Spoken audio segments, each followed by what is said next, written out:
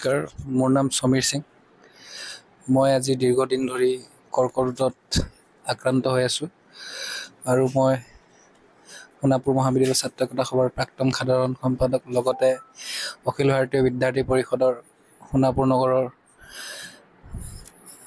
সম্পাদকৰ দায়িত্বত আছিলোঁ আৰু বৰ্তমান মই আমাৰ ডিমৰীয়া মণ্ডল যুৱ মৰ্চাৰ সম্পাদকৰ দায়িত্বত আছিলোঁ আৰু বৰ্তমান চিকিৎসা কৰিবলৈ মোৰ তাত সিমান পৰিমাণৰ প্ৰাপ্ত ধন নাই আৰু আমাৰ ঘৰৰো আৰু ডক্তৰে কৈছে যে অতি শীঘ্ৰে যিমান শীঘ্ৰে পাৰে জল্দি ব্ৰণ মেৰ' ট্ৰান্সপ্লাণ্ট কৰিবলৈ জনাইছে।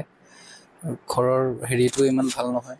মই সেইকাৰণে আমাৰ অসমৰ মাননীয় মুখ্যমন্ত্ৰী ডাঙৰীয়াক অনুৰোধ জনাইছোঁ যাতে মোৰ এই বেমাৰটোত যুঁজিবলৈ, মোৰ জীৱনটো জীয়াই থাকিবলৈ সহায় কৰে। যোৱা 2021 চনৰ পৰাই মই বিজেপিৰ লগত জড়িত। মই সেই মামাক আহ্বান জনাইছোঁ বা মোৰ ফালেদি মই ৰিকুৱেষ্ট জনাইছোঁ যে মোক জীয়াই থাকিবলৈ সহায় কৰক। নমস্কাৰ, মোৰ নাম সমীৰ সিং। মই আজি দীৰ্ঘদিন ধৰি কৰ্কট আক্ৰান্ত হৈ আছোঁ আৰু মই সোণাপুৰ মহাবিদ্যালয় ছাত্ৰ একতা সভাৰ প্ৰাক্তন সাধাৰণ সম্পাদক, লগতে অখিল ভাৰতীয় বিদ্যাৰ্থী পৰিষদৰ সোণাপুৰ নগৰৰ সম্পাদকৰ দায়িত্বত আছিলোঁ আৰু বৰ্তমান মই আমাৰ ডিমৰীয়া মণ্ডল যুৱ মৰ্চাৰ সম্পাদকৰ দায়িত্বত আছিলোঁ আৰু বৰ্তমান চিকিৎসা কৰিবলৈ মোৰ তাত সিমান পৰিমাণৰ প্ৰাপ্ত ধন নাই আৰু আমাৰ ঘৰৰো আৰু ডক্তৰে কৈছে যে অতি শীঘ্ৰে যিমান শীঘ্ৰে পাৰে জল্দি ব্ৰণ মেৰ' ট্ৰান্সপ্লাণ্ট কৰিবলৈ জনাইছে।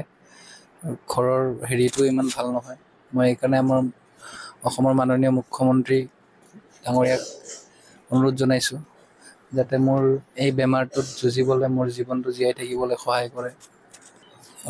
যোৱা 2021 চনৰ পৰাই মই বিজেপিৰ লগত জড়িত। মই সেই মামাক আহ্বান জনাইছোঁ বা মোৰ ফালেদি মই ৰিকুৱেষ্ট জনাইছোঁ যে মোক জীয়াই থাকিবলৈ সহায় কৰক। আপুনি বিচৰা বাতৰি পাব কেৱল নিউজ 18 এপত। নিউজ 18 এপ ডাউনলোড কৰিবলৈ স্কেন কৰক এই QR কোড। গুগল প্লে ষ্টৰতো পাব এই নিউজ 18 এপ।